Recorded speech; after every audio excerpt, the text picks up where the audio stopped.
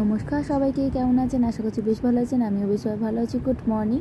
আর দুদিন ধরে ভিডিও দিতে পারিনি, কারণ হচ্ছে আমাদের এখানে গণেশ পুজোর এত জোরে বক্স বাজছিল, ভিডিও এডিট করার কারণে ভিডিও দিতে পারিনি। আর রাত্রিবেলা যখন বক্স বন্ধ হচ্ছে তখন আমি ঘুমিয়ে পড়ছি, ওই জন্য দুদিন ধরে ভিডিও দিতে পারিনি। ওই জন্য কালকে ভিডিও দেবো, আজকে রাত্রে হচ্ছে ভিডিওটা এডিট করছি। এই ভিডিও এডিটের কারণে ভিডিওগুলো পোস্ট করতে পারছি না, ভিডিওগুলো জড়ো হয়ে গেছে। আর এখানে দেখছো গরুকে খেতে দিয়ে দিয়েছি।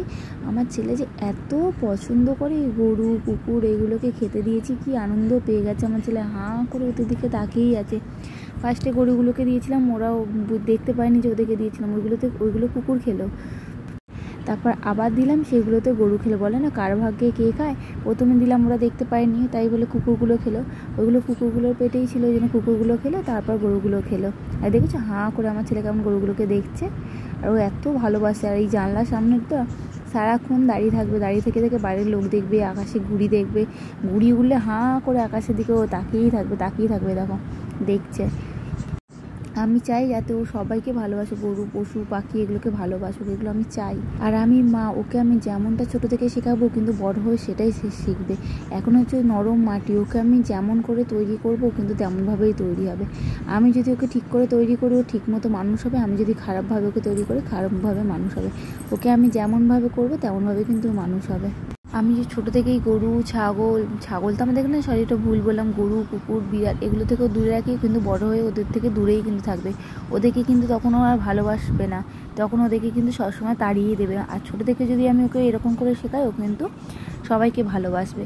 আর এগুলো করা উচিত আমার মনে হয়। ওরা তো অবলা জীব, ওরা তো কিছু বলতেও পারে না, কি ওরা তো একটু খাবার জন্যই আসে। সবাই কেন ওদেরকে তাড়িয়ে দেয় আমি বুঝি না। একটু খেতে দিলে কি হয়েছে, যদি ওদেরকে মারে না, কেউ যদি তাড়িয়ে দেন, আমার খুব রাগ হয়। হয়তো আমি কিছু বলতে পারি না, কিন্তু আমার খুব রাগ হয়।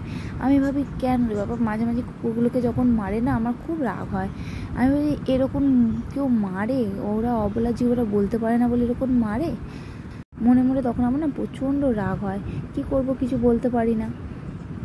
আজ তোমাদের সাথে একটা কথা শেয়ার করি। আমার ছেলেকে নিয়ে। আমার ছেলে যখন এক মাস কমপ্লিট হয়নি, মানে কিছুদিন বাড়ি এসেছি, তার কিছুদিন পর জানেন তো আমার ছেলে গলায় না দুধ আটকে গিয়েছিল। সেটা না আমরা বুঝতে পারছিলাম না যে কেন আমার ছেলে এরকম করছে।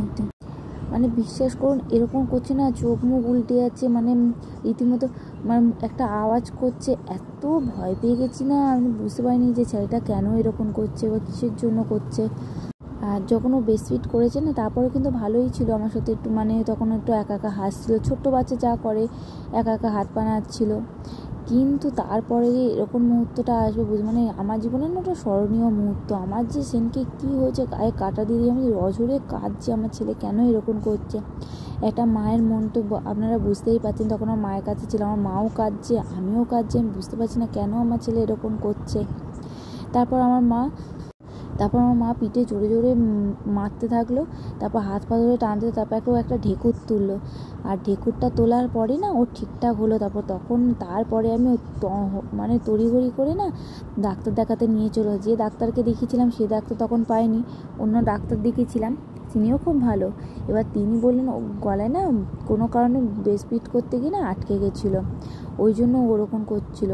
আর আমাকে দেখিয়ে দিল যখন ওরকম হবে না, তখন ওকে এরকম পিঠের মধ্যে জোরে জোরে থাবড়াতে। সে আর কি, আমি নতুন মা, আমি কি আর এত কিছু জানি। এদিকে আমি এত ভয় পাই, মানে স্মরণীয় মুহূর্তটা আমার কাছে।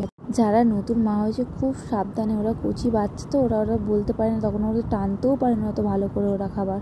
সেই মুহূর্তটা না কেউ যদি না দেখে না, কখনো বিশ্বাস করতে পারবে না। এরকম বিচ্ছিরি মুহূর্ত, মানে ছেলেকে দেখলে যে কেউ ভয় পেয়ে যাবে। ছেলে এরকম করছিল যে চোখ মুখটা যেহেতু উল্টে ফেলছিল, যে কোনো কেউ দেখলে আমার ছেলেকে ভয় পেয়ে যেত। এটা স্মরণীয় মুহূর্তটা, আমার প্রথম মা হওয়ার অভিজ্ঞতা ওটা। আর তখন আমার মায়ের বাড়ি থেকে না সব কিছু, মানে টোটো অটো সব কিছু পাওয়া খুব মুশকিল, অনেকটা ভেতরের দিকে। আমার শ্বশুরবাড়ির দিক যেমন কি সব কিছু সামনে, ওখানে না কিছু পাওয়া খুব মুশকিল। তখন ডাক্তার কী করে দেখাতে নিয়ে যাবো, ওইখানে বাড়ির কাজে সব দিক থেকে ভয় পেয়ে গেছিলাম। আর আমার ছেলে কি একটা বাজে অভ্যাস ছিল বলুন তো, কিছুতে আমার ছেলে খেয়ে দিয়ে ঢেকুর তুলবে না, কিছুতে ঢেকুর তুলতো না, এখনও পর্যন্ত ঢেকুর তুলতে চায় না। চেপে চুপে বসালে তবে যদি একটু ঢেকুর তোলে, একদমও ঢেকুর তুলতে চায় না। আর ছোটো বাচ্চাকে তো ঢেকুর তোলানো মাস্ট, কিছু করো না খায় ঢেকুর তুলতেই হবে। বারবার করে হসপিটাল থেকে বলে দিয়েছিল, ডাক্তারও বলে দিয়েছিল। আর আমার ছেলে এত বদমাইশ যে তখন ডাক্তার দেখে ওকে বলে দিয়েছিল কি বিচ্ছু, মানে যখন ডাক্তার দেখে তখনও বলছে কি বদমাইশ ছেলে হবে, দুষ্টু ছেলে হবে।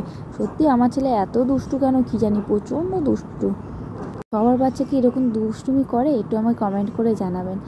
আর এখানে দেখুন খাচ্ছে, এইসব খেতে একদম দিই না ওকে, খালি একটুখানি দিলাম। চলুন ভিডিওটা তাহলে এখানে শেষ করলাম। সবাই ভালো থাকবেন, সুস্থ থাকবেন, নতুন কোনো ব্লগে আবার ফিরে আসবো।